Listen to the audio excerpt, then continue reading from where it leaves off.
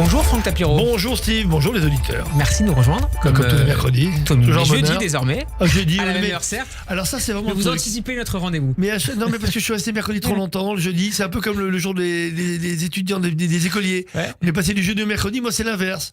Du mercredi au jeudi. Voilà. Tant que vous êtes là, on est ravis comme nos auditeurs. Vous êtes communicant, vous pilotez les DDF, les Diaspora Défense Force. Et vous étiez hier midi aux Invalides pour la cérémonie d'hommage aux victimes françaises du Hamas le 7 octobre en Israël. Vous étiez aux côtés des familles d'otages. Et ça a été notamment marqué par... un accrochage avec Aymeric Caron, le député LFI. Oui, en fait, en arrivant, vous savez, j'ai toujours beaucoup de chance. Et en arrivant devant les grilles donc des Invalides, donc j'étais encore dehors, juste avant la fouille, évidemment, Aymeric Caron arrive avec sa horde de sa secte indigne. On dit insoumis, mais je trouve que c'est plus indigne. Puisqu'il faut vraiment être indigne pour avoir dit que le Hamas était un mouvement de résistance et venir rendre un hommage aux morts. Mais quand on rend hommage à des morts d'un mouvement de résistance, ces morts sont bien coupables, puisque s'il n'y aurait pas de mouvement de résistance.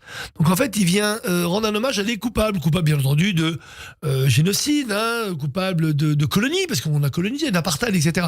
Donc en fait, ce que je reproche, moi, à cette France, ça peut être les frères... Alors, reprocher ce manque de cohérence pour reprendre le terme du grand rabbin. En fait, ils n'ont aucun courage. Manque de cohérence. En fait, ils n'ont pas de courage. Ils disent que c'est un rendez-vous républicain. C'est faux. À un moment, ils se sont mis en dehors de la République avec leur prise de parole. Donc, il fallait qu'ils aillent jusqu'au bout. Venir, c'est se foutre de la gueule des familles d'otages. C'est faire un bras d'honneur à tout le public en disant, vous avez vu, non seulement on est indigne, et en plus on nous invite. Et vous savez quoi? On vient et on parle aux caméras de télé. Et ils ont été d'ailleurs hués par les familles. Mais bien sûr, notamment. Quand il m'a vu, hop, il a vite été se faire interviewer, je sais pas sur quelle chaîne. Donc moi, je l'ai interpellé. J'ai dit, mon cher Aymeric est là. Et à ce moment-là, il y a un de ces sbires de la secte qui a dit, oh, monsieur le Tapiro, c'est pas le jour. J'ai dit, oui, vous avez complètement raison, c'est pas le jour pour lui, il n'a rien à faire là, et vous non plus. Et j'étais le seul à réagir, tout le monde m'a dit, bravo, bravo. J'ai dit, il n'y a pas de bravo. Il faut juste être un humain, ni juif, ni chrétien, ni musulman, mais juste un humain pour s'offusquer devant cette présence honteuse, indigne. Et je l'ai dit d'ailleurs, je l'ai rajouté sur mon tweet, ils ont rajouté de l'indécence à l'indignité. Parce qu'indignes, ils le sont depuis toujours. Encore plus depuis le 7 octobre. Là, ils sont devenus indécents. Vous savez quoi? Ils en rigolent. Donc je pense qu'à un moment, la République est face à quelque chose d'unique peut-être depuis la fin de la Seconde Guerre mondiale. On n'a pas compris qu'ils se sont mis en dehors du jeu républicain, en dehors du jeu citoyen, mais pire que ça, en dehors de la morale. Et moi je crois en la morale humaine.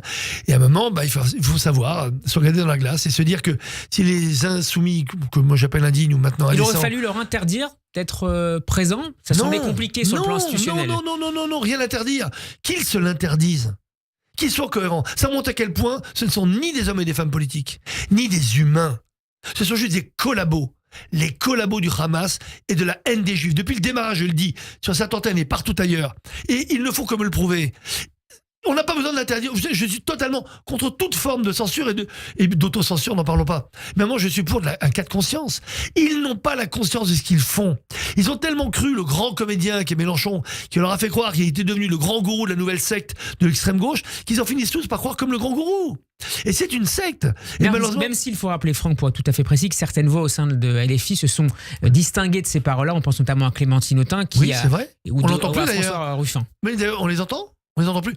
C'est-à-dire qu'eux se sont mis dans la minorité silencieuse, mais la majorité bruyante de LFI, eux font que parler. Moi, c'est eux que j'aurais aimé entendre. C'est Clémentine, que je connais depuis des années, que j'aurais aimé entendre. C'est Ruffin, qui est intelligent, que j'aurais aimé entendre. Et qu'il sorte de la NUPS, qu'il sorte de LFI. On ne peut pas rester... C'est comme si des gens étaient dans le parti nazi d'Hitler, et qu'en 1933, mais finalement, ils disent « Oh, mais c'est pas grave, il avait une cravate le jour de son élection. » C'est aussi débile que ça. Pardon, Franck, c'est vraiment comparable? Pardon? Mais écoutez, si on n'est pas capable de voir qu'un parti qui aujourd'hui instrumentalise la haine des Juifs, pas l'antisémitisme, la haine des Juifs dans notre pays en 2024, on est capable de le tolérer, alors oui, c'est pareil. Moi, j'ose le dire. Oui, c'est pareil. Il n'y a pas de volonté de tuer les Juifs. Vous savez pourquoi? Nazis, quand même. Avant le nazisme, il n'y avait pas de référence du nazisme. Vrai ou pas? Aujourd'hui, on en a une. Depuis 1933, depuis 1925 où il a écrit Mein Kampf. D'accord? Donc arrêtons de dire ne comparons pas ce qui n'est pas comparable. On peut condamner fermement sans comparer ça à d'autres mouvements. Non, mais je fais pas de comparaison, je prends des références. La différence, c'est qu'en 25, en 33 et en 39, même en 45, il n'y avait pas d'équivalence. Aujourd'hui, on a non seulement le nazisme et le communisme, avec les centaines de millions de morts. Et aujourd'hui, quand on a un parti qui prône ouvertement, même s'ils le font de façon hypocrite, la haine du juif, eh ben, on se met un mouchoir sur les yeux, on fait exactement comme dans Ionesco, dans Rhinocéros. Moi, j'aurais aimé écrire, si j'avais un peu de temps, parce que j'écris beaucoup de choses, mais j'aurais aimé l'écrire, une pièce qui s'appellerait Dromadaire ou Chameau. Voilà, qui voit pousser la corne, on va dire, de l'islamisme radical aujourd'hui. Avec, pareil, le même déni de tout le monde. Donc, encore une fois, je pense qu'il faut condamner fermement. Moi, je suis pour l'interdiction. Pour qu'il sorte de l'Assemblée nationale. Il ne représente plus pour moi le peuple. La France insoumise. Mais quand vous avez plus de 70% de tweets d'un député LFI qui est uniquement destiné à massacrer Israël. Regardez, il y a un clip qui est sorti il y a pas longtemps, il y a 15 jours. Regardez le nombre de tweets, alors qu'ils sont censés représenter qui leur territoire, comme on dit. Vous savez, leurs administrés. Mais non, ils parlent à 70% d'Israël, de cet état d'apartheid. Mais pourquoi? Ça sert quel profit à votre avis? Qui les paye pour faire ça? Le peuple français, il paye pas pour qu'on parle du Hamas, qu'on parle d'Israël, il les paye pour qu'on parle de la France. Donc aujourd'hui, le salaire que nous leur donnons sert à bâcher Israël. Mais pourquoi il n'y a pas peut-être derrière, peut-être, je dis peut-être, vous savez très bien, des sources de financement occultes? Ou alors qu'ils rendent l'argent? Ou alors qu'ils arrêtent de faire ces tweets contre Israël. Encore une fois, quand on est député, on parle de la France. On peut avoir, bien entendu, dans les clubs, vous savez, il y a plein de groupes d'amitié, commissions. Mais quand on fait des tweets comme ça, 70% de son temps, c'est pour tweeter contre Israël, vous n'êtes plus un député. Et on ose critiquer après Meir Habib. En fait, qu'est-ce qu'ils font? Donc, en fait, si Meir Habib, il est pro-Bibim, alors ils sont pro-Hamas. Mais ça veut dire quoi, ces trucs-là? On n'est plus en France ou quoi? Donc, encore une fois, ils sont condamnables. Donc oui, ce moment hier était magnifique.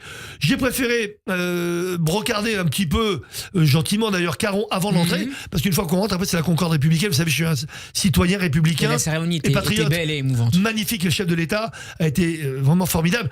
C'est vrai qu'il y avait un petit regret, mais parmi, franchement, 99% de positif, c'est l'oubli, peut-être volontaire, du mot islamisme. Voilà, parce que dire les victimes du terrorisme, oui, terrorisme islamique, ça aurait été mieux, parce qu'on désigne les choses. On est dans une ère, vous savez... Vraiment, Camus, pour terminer, Franck, il faut désigner, il faut utiliser les bons mots. On est la patrie de Camus. Camus disait, mal nommer la chose, ajoute au malheur du monde. Alors, nommons la chose. Ne parlons pas d'antisémitisme, parlons de haine des juifs. Ne parlons pas de terrorisme, parlons de terrorisme islamique.